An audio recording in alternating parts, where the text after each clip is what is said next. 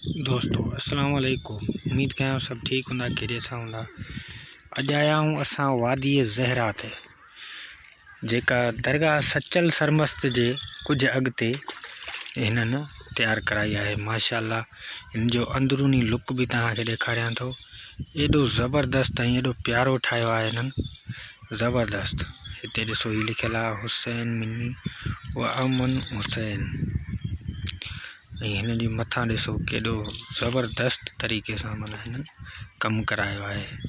ऐं हिते माण्हू काफ़ी ज़ियारत जे लाइ अचनि था पिया, सखर मां, कराची मां, हैदराबाद मां, माना हर शहर मां अचनि था हिते ज़ियारत लाइ।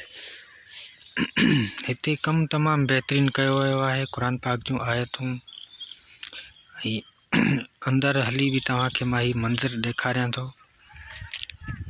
उनखां पोइ पहिरियों ही फस्ट में ॿाहिरि बीठा आहियूं, अंदर भी हलूं था। अंदर अञा ज़बरदस्त कमु थियल आहे माशाअल्लाह, ज़बरदस्त तरीक़े सां।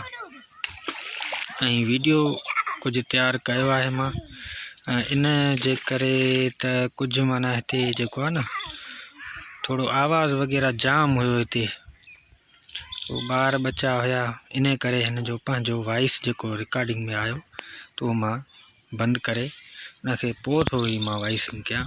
ही मुंहिंजो पुटु आहे, ही फ़हद अली। इन करे माना हिते नारा भी हणनि पिया ऐं इहो ॿियो ॿारनि जो शोर शा भी घणो हुयो। इन करे हिन जो वॉइस बंदि कयो मां। ही मां अंदरि आयो आहियां हाणे। ॾिसो तव्हां केॾो ख़ूबसूरत माशाअल्लाह ज़बरदस्त ही अंदरूनी मंज़र आहे हिन जो। ऐं केॾो ख़ूबसूरत ठाहियो वियो आहे हिन, जंहिं भी कमु करायो आहे ॾाढो ज़बरदस्त। त क़ुर पाक जो आयत आहे, ही सॼो चांदी जो कमु थियल आहे। ही ॾिसो वॾो ख़र्च कयो आहे हिन ऐं ज़बरदस्त तरीक़े सां हिननि ठाहिरायो आहे। हे ईरान में जेके भी माना इहे ठहियल आहिनि न, उतां ॾिसी करे माना कुझु उन्हनि नक्शो हिते तैयार करायो आहे। केॾो ख़ूबसूरत मंज़र आहे। हिते जेको भी अचे थो बसि हिते वेहिजी थो वञे, ईअं थो लॻे बसि ॼण ईरान बीठो आहियां। माशाअल्लाह कमु ज़बरदस्त थियल आहे, ख़ूबसूरत सुहिणो माशाअल्लाह। जंहिं भी ठहिरायो आहे उनखे अजुर ॾींदो मौला। हिते पंतनि जा नाला लॻल आहिनि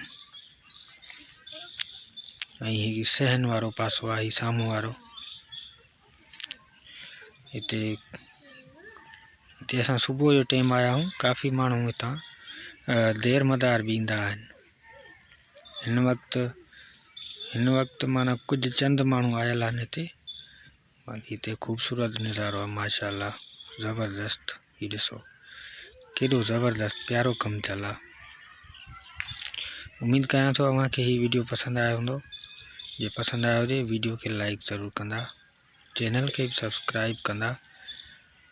ठीकु आहे, मुंहिंजो वीडियो पसंदि आयो हुजे त वीडियो खे लाइक ज़रूरु कंदा।